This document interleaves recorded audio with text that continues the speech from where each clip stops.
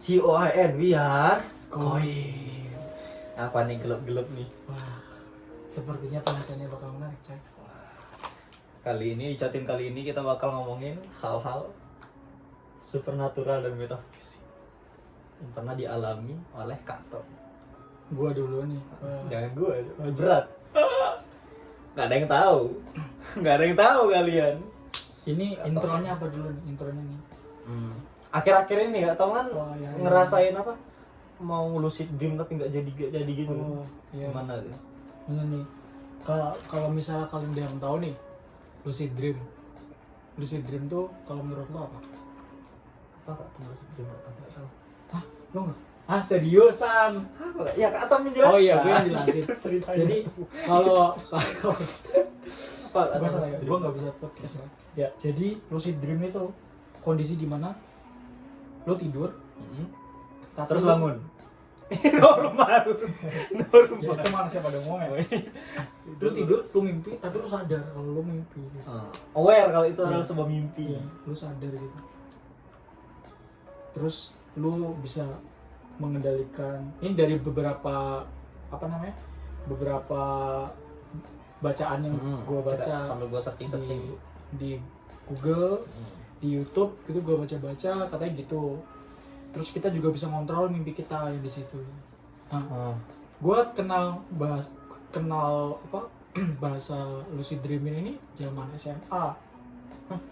Dari SMA Kak Tom? Dari SMA gue udah tahu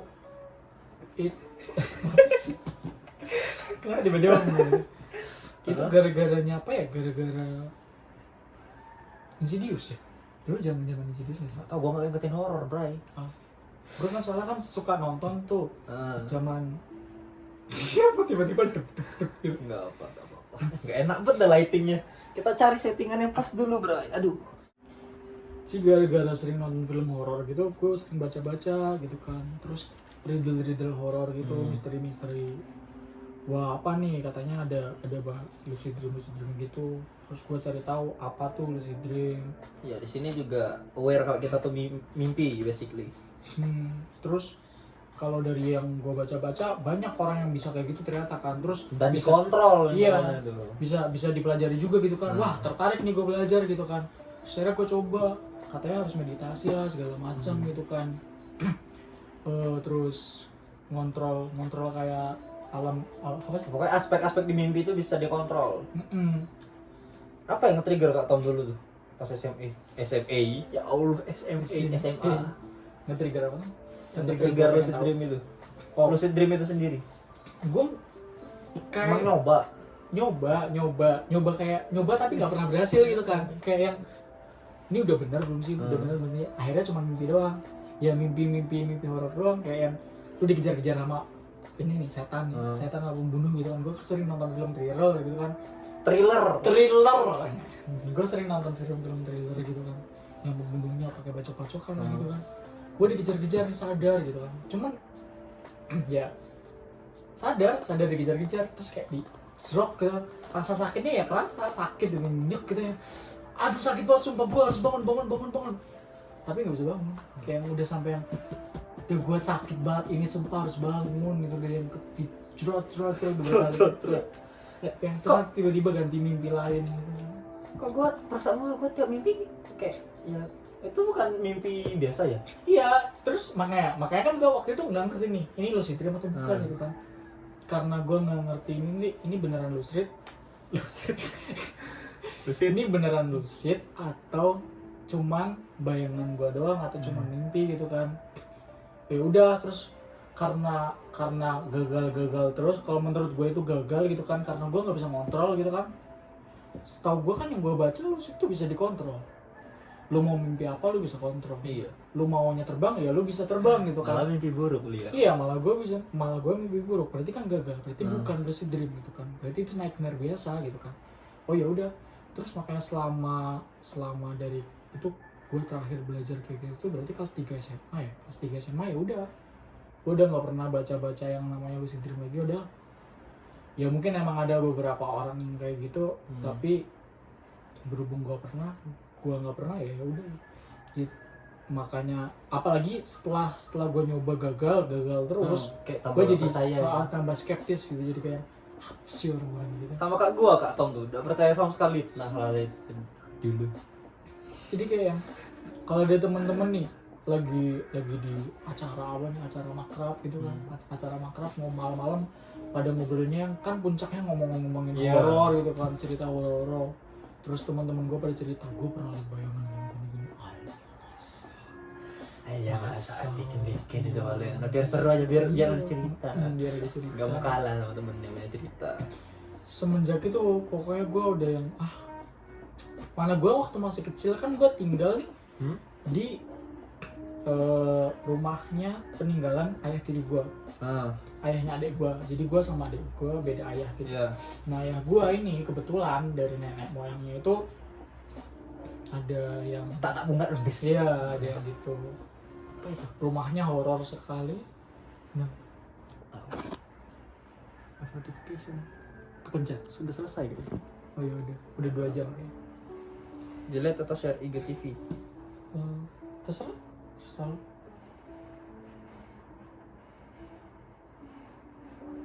Apa ini? Lagi atau udah? Udah ada apa? Kita fokus aja. Ya udah. Terus habis itu sampai mana kan? Oh, terus di rumah orang tua gue ini di situ kayak banyak ya yang aneh-aneh gitu, soalnya emang dari nenek bukan kakek buyut, entah kakek buyut atau kakeknya adik gue ini ya yang kayak gitu kan. Apa? Cuman indigo atau secara emang sengaja, mendalami? secara sengaja Kejawen atau kayak kejawen? dukun itu dengan maksud yang mungkin tidak baik, mungkin ya gue nggak ngerti juga soalnya karena itu bukan keluarga deket gue, jadi gue cuman yang tahu aja. Dan gue juga orangnya skeptis kan, jadi Allah apa sih gitu kan, percaya nggak percaya. Terus selama gue tinggal di rumah itu ya nggak ada yang aneh-aneh, kayak yang jadi posisi rumahnya ini rumah gede di satu sisi sini jalan sini jalan, jadi rumahnya ini segede ini. Oh, keluarnya ada 2 akses gitu? Ada 2 akses, ada jalan yang sini, jalan yang sana, jadi segede itu. Di kota apa itu? Di Cilacap. Di kota gua dibagi 2 gitu rumahnya dibagi 2, yang sana ditempatin sama orang Cina. Bukan Kak Tom doang berarti yang tinggal di situ, tapi satu rumah? Iya, satu rumah gede itu dibagi 2 gitu, jadi kayak villa, jadi itu bisa dibagi 2 gitu, saking luasnya rumahnya, luas banget rumahnya itu, se-GSP gitu lah. Ya nggak se-GSP juga sih, segerahanya bisa dibagi 2 kan, gitu tuh ribet dah. Terus kayak yang dibagi 2, yang sebelah sana awalnya nggak ditempatin, yang sebelah sini ditempatin sama keluarga gua, ayah tiri gua, ibu gua, sama adik gua, sama gua. Di bagian tempat gua ini itu depan rumah ada kolam sama ada patung cewek. Kak Tom pernah cerita ini. Iya, itu ada patung cewek. Patung cewek ini kalau dari desas-desusnya katanya nih, ini entah selir, entah beneran, atau entah cuma cerita-cerita doang, itu cewek yang udah mati. Terus jadiin patung? Iya, dijadiin patung. Jasadnya? Iya. Entah jasadnya, entah rohnya ditaruh di situ sama kakeknya adik gua ini. Gitu. Selirnya kakeknya adik Kak Tom? Gak ngerti. Kayak gua cuma denger doang gitu. Gak ngerti bener atau enggaknya. Karena gua dari manusia asli atau emang goib terus dijadiin veselnya? Ada yang ribet gue. Bisa jadi kalau misalnya dinalar sih paling ya cuman rohnya mungkin ya, rohnya dimasukin ke situ gitu, ke patung gitu, karena saking sayangnya kali ya gitu kan. Soalnya kan nggak mungkin juga mayat dijadiin patung gitu kan, nggak mungkin. Ada loh. Ya ada sih, cuman kan mumi biksu dijadiin patung Buddha. Ya di antara 2 itu sih. Tapi selama gue tinggal di situ ya udah kayak, atau mungkin karena kalau yang gue dengar kalau misalnya kita tinggal di situ kita nggak bakal diganggu gitu kan. Beda sama tetangga gue, tetangga yang lain gitu kan, yang rumahnya jaraknya jauh aja gitu kan, cuma lewat nih, ini kan jalan nih, jalan umum, dia jalan gitu, dia jalan malam-malam diketawain sama patungnya tiba-tiba nangis darah lainnya lah gitu. Kayak beneran tuh kayak gitu. Masa sih gue selama tinggal di situ dari dulu nggak pernah ada yang aneh-aneh gitu kan. Padahal gue ini kan termasuknya dulu kayak apa ya, mampu nggak mampu, keluarga mampu nggak mampu, sederhana banget, berkecukupan lah, sampai nggak bisa yang namanya nyawa listrik, pakai teplok tuh lampu ini loh, lentera.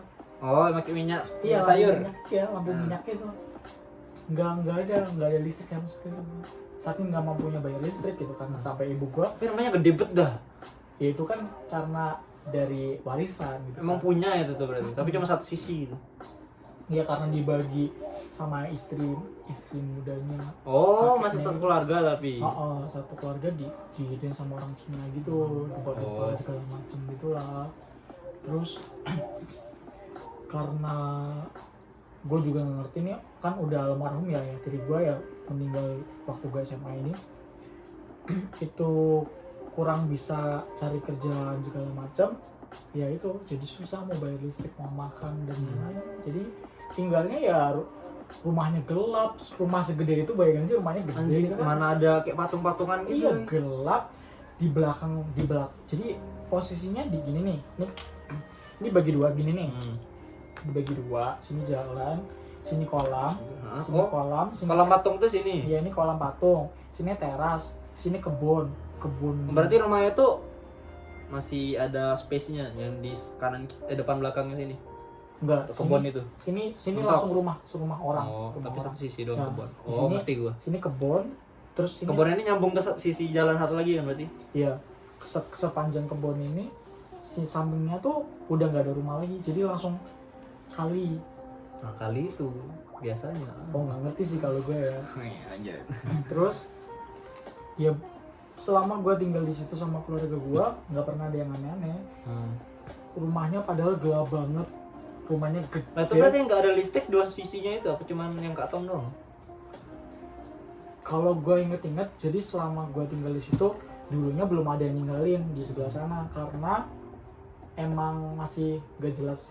Jadi anak gimana ya nyari, kakeknya adik gue ini punya anaknya ada anak dari ibu kakeknya adik gue ini nikah 2 kali. Iya, 2. Ibunya ini yang satu punya anak 3. Ayahnya adiknya lagi cewek sama adiknya lagi cowok, ada 3. Nah yang ini istri yang satu lagi punya anak 1. Nah ini yang nanti bawa keluarga Cina. Itu nyewain Karena dia yang dapat rumahnya. Jadi rumahnya kan satu dibagi 2. Yang satu buat yang istri yang. Iya, ngerti. Tapi itu disewain sama dia kan. Jadi orang luar Enggak, yang tempatnya itu dia itu sama keluarganya. Dia sama keluarga Chinese. Gitu, ngerti. Dia menikah sama keluarga Chinese itu. Sebelumnya sih kayaknya sebelum dia tinggal di situ sih pernah disewain juga buat sama tentara-tentaranya. Nggak ngerti, gue juga lupa soalnya kan zaman SD kan, jadi gue udah lupa inget gitu. Terus ya dia gitu, gue selama tinggal di situ nggak ada listrik, nggak pernah ngalamin yang aneh-aneh, tapi kenapa tetangga gue selalu diganggu gitu. Cuma lewat aja gitu kan, malam-malam lewat pada nggak berani gitu. Apa gara-gara ada hubungan darah sama dia kan sendirinya aja itu. Nah masalahnya gue sendiri, gue sama ibu gue nggak ada hubungan darah dong. Yang ada hubungan kan dianggap keluarga. Ya mungkin ya. Nggak tahu kita hanya cocok logi. Nggak masuk aman. Terus kebetulan juga ibu gue seperti itu, IndiHome gitu kan, IndiHome. Gua make My Republic. Ibu gua IndiHome, keturunan dari kakeknya mungkin ya, gua juga nggak ngerti. Kalau ibu gua sih nggak pernah cerita. Terus waktu gua pernah, selama gua tinggal di situ, hubungan gua kan kurang baik ya sama ayah tiri gua, karena gua kan sebenarnya masih punya ayah lagi yang di Jepang itu. Jadi hubungan gue kurang baik juga sama istri gue. Intinya gue selama tinggal di situ yang nggak akur aja sama ayah tiri gue gitu. Ya dirawat, cuman nggak ada secara personal. Dirawatnya beda lah sama kayak anak kandung sendiri kan. Sama adek gue dirawat ya dirawat bener-bener dirawat gitu. Selama tinggal di situ ya ayah gue ini kalau nggak salah entah pergi kemana ya, entah cari kerjaan kemana gitu. Gue tinggal di situ sama adek gue sama ibu gue tiap hari kerjaannya motongin apa nih, berkebun di belakang ini, motongin daun pisang dimasukin ke karungan. Nah itu karungnya ditukerin tempe buat makan, buat beli makan, karena ya mau gimana lagi kalau nggak gitu nggak makan gitu kan. Nah ibu gue bangun pagi jam 3 pagi sampai nanti malam lagi gitu, ibu rumah tangga gitu, motongin lah, berkebun lah, ngambilin buah-buah yang bisa dimakan gitu, sayur-sayuran yang bisa dimakan.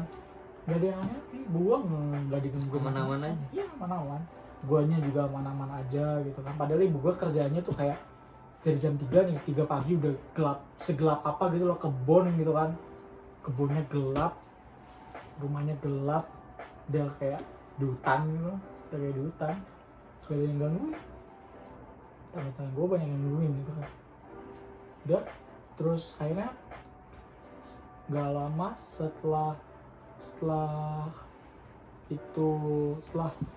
apa namanya, ibu gue akhirnya kerja gitu, pengen kerja keluar kota gitu ya, daripada di sini nggak ngapa-ngapain. Ibu gue kan orangnya pekerja keras gitu, daripada nggak makan, susah makannya, nggak bisa bayar listrik dan lain-lain. Ibu gue akhirnya kerja keluar kota, tinggallah gue di situ sama ibu gue. Keluar kota apa? Kemana? Jakarta kayaknya. Terus? Ibu gue ke Jakarta kerja ngurusin TKW, karena sebelumnya kan ibu gue TKW nih, makanya bisa ketemu ayah gue di Jakarta. Dulu TKW, terus dia ke Jakarta buat ngajarin TKW bahasa, jadi dia kayak guru bahasa gitu di Jakarta. Gue tinggal di situ bertiga lah tuh.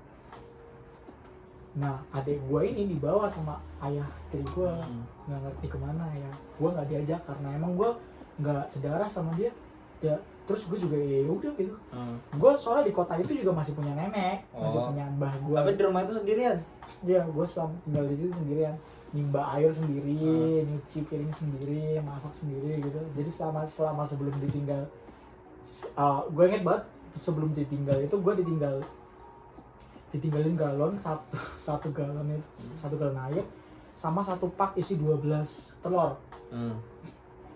Beras kayaknya gue nggak ditinggalin sih dulu, soalnya gue masih bisa pulang ke rumah nenek gue yang di cuman kayak setengah jam doang dari rumah gue yang itu gitu kan. Terserah gue mau gimana, mau tinggal di rumah nenek gue atau di situ gitu kan. Terus nggak lama dari gue tinggal sendiri di situ, kakek gue dari ibu gue ini bikin rumah di dekat kebunnya itu, karena kakek gue ini kan carpenter. Kebunnya mana? Deket kebun yang ini. Itu masih luas lagi tanahnya tuh? Iya, jadi kira kayak kecil ya. Luas banget, saking luasnya rumahnya ini. Ini kebun sini nih, terus di sini kolam, di sini nih masih ada tempat lagi bisa buat dibikin rumah kecil gitu. Kebayang lo tempat. Ya, nah di situ apa?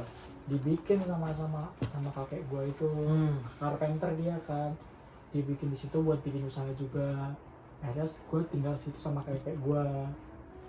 Ya kadang-kadang ke rumah nenek gue juga sih buat minta jajan lah apa gitu. Tapi selama gue tinggal di situ nggak ada listrik, nggak ada yang gangguin.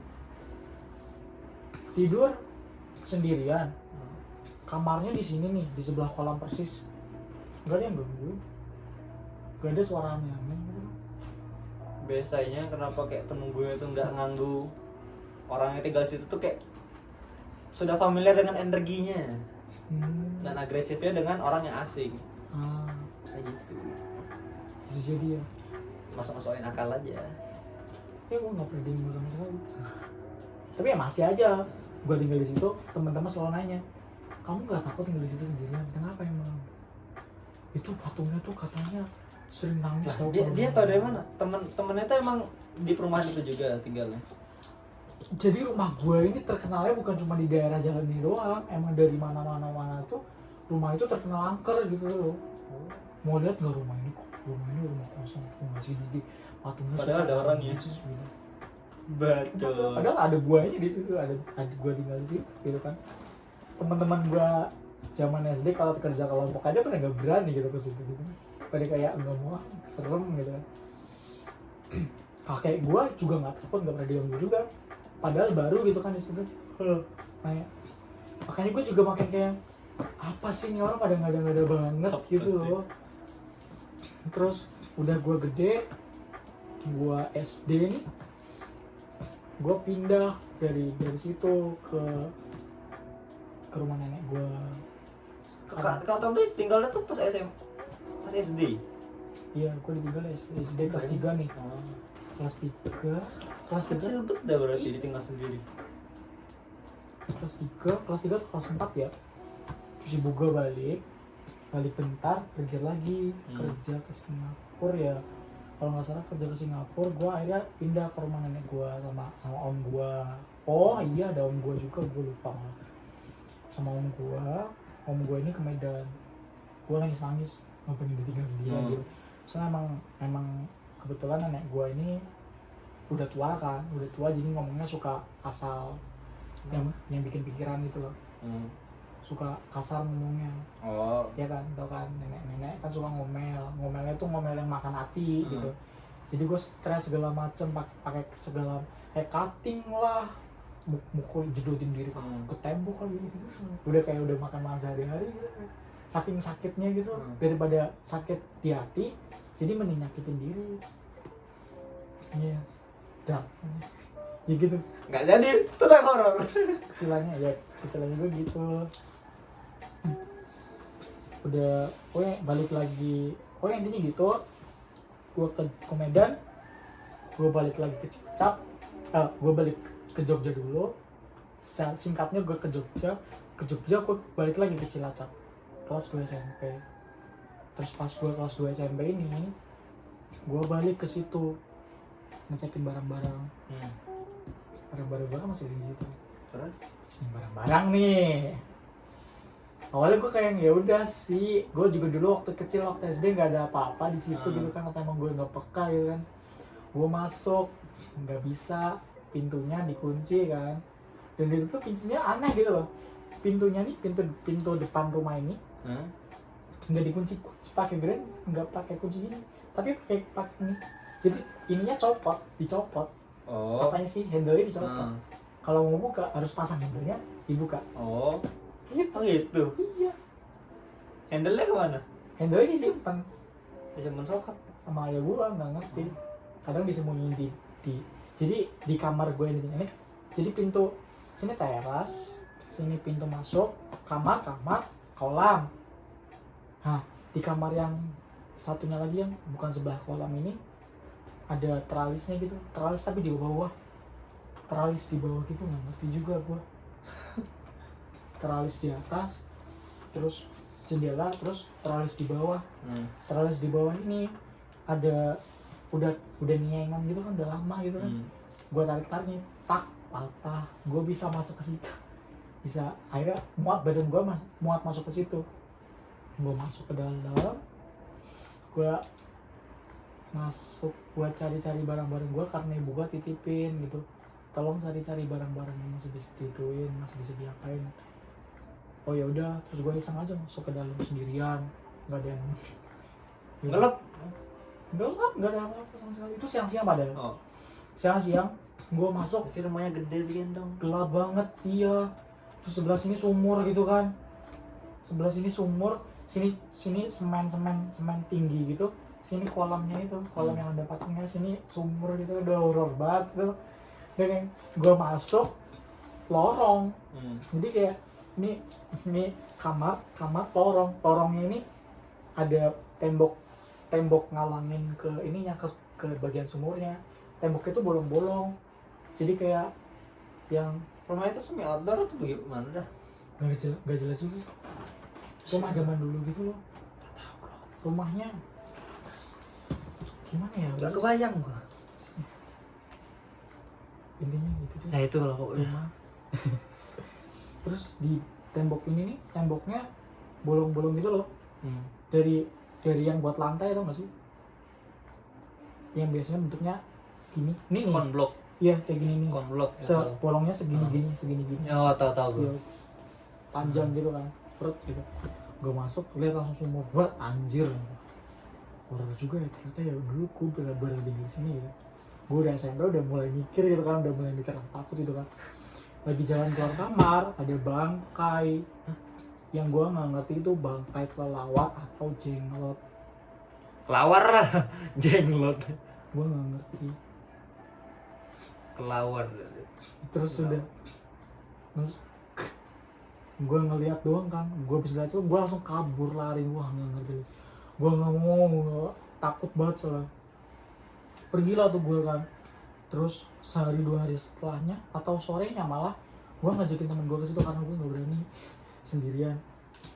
Gue ajakin temen gue ke situ, gue masuk tau tuh, gue ngintip ke kamar yang satunya lagi, kan ada 2 nih, ada kamar 2 ini. Gue masuk ke kamar yang satunya lagi nih, jendelanya kan udah gue buka tadinya, yang pertama kali gue masuk tuh jendelanya gue buka jadi bisa dibuka dari luar. Pas gue buka ini, pas gue ngintip sama temen gue ini, ngintip ngeliat kamarnya ada. Taunya gue nggak ngerti tuh bayangan gue atau gimana, gue merinding. Gue masih inget banget di atas ini sepanjang ini tuh kayak ada yang gini, cewek gitu apa? Gue merinding banget. Gue inget banget pokoknya itu rambutnya sampai bawah gitu kan, rambut sampai gitu sampai bawah. Dia panjang sepanjang itu, jubahnya tuh ya kayak kuntilanak gitu. Sepanjang itu nggak ngerti. Gue sama temen gue langsung berdua lihat. Iya berdua lihat, langsung lari semuanya. Wah anjir itu apaan tadi, kita salah lihat ya sih? Nggak ngerti tong, nggak ngerti apa itu dia apa. Terus itu gue ya itu udah ditempatin ke Atom berapa tahun itu? Itu udah nggak ditempatin berapa tahun, udah lama malah. Kan gue ditinggal kelas 3 kelas 4. Terus gue ke rumah nenek gue nih kelas 4 balik kelas situ 5. lagi berapa? Kelas 4 kelas 5 nih, kelas 4 kelas 5. Kelas 6 gue ke Medan. Kelas 6 gue ke Medan. Kelas 1 SMP gue di Jogja. Kelas 2 SMP kelas 1 SMP gue di Jogja. Kelas 2 SMP baru pindah lagi. Terus baru kesana? Iya baru kesana. 5 tahun bray. Ya itu. Ya bagaimana? Ya sarang. Terus gue balik lagi ke situ. Sarang hiu. Balik lagi ke situ sama teman-teman gue rame-rame akhirnya. Udah hilang tuh bangkainya nggak tahu kemana. Kalau bangkai kan harusnya nggak hilang kan? Apa ada yang beresin? Nggak ada. Barang-barangnya masih sama di situ. Apa ada yang makan bangkainya? Ya bangkai. Hewan lain. Bangkainya tuh bentuknya gimana ya gitu? Lo tau kan? Bentuknya tuh. Iya gitu. Moncongnya panjang. Iya gitu. Moncongnya Udah panjang. kelawar itu. Iya, moncongnya panjang. Tangannya panjang, kakinya panjang gitu. Kakinya panjang bukan kelawar. Iya gitu.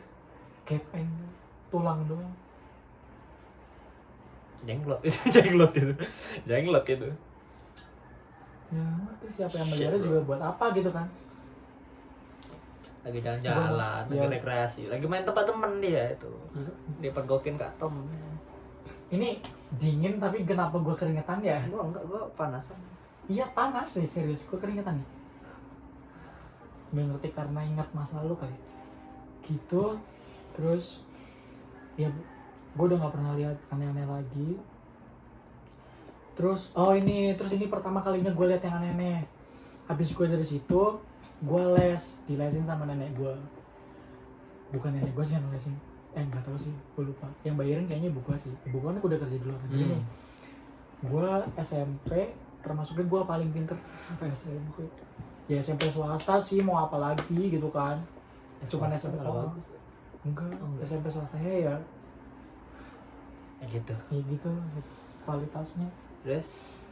Terus Gue di les-lesan ini gue punya temen. Boleh sebut nama gak sih? Boleh ya? tidak apa-apa. Namanya Restu, cewek. Gue gak ngerti awalnya kalau dia itu IndiHome. Gue bilangnya IndiHome aja ya. Kenapa? Indigo aja dah apa tante? Indigo. Ini Indigo gue gua baru gak Indigo. ini gue gak ngada-ngada sama sekali. Gue orang skeptis. Tuh zaman SMP gue berarti lagi zaman-zamannya kursi goyang, tau nggak? Video kursi goyang. tahu yang hijau itu kan. Udah, iya yang nanti taring gitu. Gue tunjukin ke dia gak kaget sama sekali. Jadi gue lagi les, gue sekelas sama dia sama teman-teman gue lagi malam-malam, lesnya malam gitu. Terus mau pulang terus lagi ngobrol-ngobrol jam 8 malam gitu. Mau liat nggak nih video gitu. Horor nih men gitu. Nih tahun-tahun paling baru gitu. Gue liatin pakai HP gue. 3 cewek nih, ya temennya gue cewek semua sih kebetulan ya.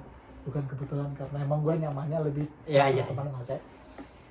Nesti, Rani, sama Restu ini bertiga nonton, berempat sama gue cuman gini doang sih, gue nggak nonton aja kan. Yang 2 ini kaget, wah cewek kan biasa kan kaget. Nah, dia cuma diem aja. Kok kamu gak kayak gini? Aku udah biasa liat yang kayak gitu. But gitu. Dari ngobrol kayak gitu, tibalah ya akhirnya cerita. Aku udah bisa lihat yang bisa gitu. Aku tuh dari kakek, gue lupa inti ceritanya, pokoknya itu tuh dia cerita panjang lebar sampai akhirnya dari jam 8 malam pulangnya jam 9 sampai setengah 10 gitu. Pulang itu dia sering mimpi diikutin sama banyak setan banyak yang minta tolong lah, pokoknya dia dikejar-kejar terus sama setan-setan gitu di mimpinya. Karena kakek buyutnya tuh Indihome nurunin ke dia gitu. Kasihan ya biasa indigo tuh ada yang diturunin gitu biasanya, dibukain, maka ngajar dibukain keturunannya. Yang gue inget banget sering diikutin pocong gitu. Terus kayak kasihan banget gitu kan. Tapi ya gue percaya nggak percaya, skeptis gitu karena gue nggak pernah lihat sama sekali. Cuma berhubung dia teman gue, ya udah gue percaya gitu kan. Masa sih dia bohong gitu kan. Terus dia ngomong ke gue, kamu mau lihat nggak? Gue yang skeptis kan, boleh gitu kan. Terus abis mulai hari itu, mulai dari situ, yaudah beneran nih kau pengen lihat. Gue lupa, pokoknya dia nggak ngapa-ngapain. Dia cuma nanya ke gue doang. Gue jawab boleh.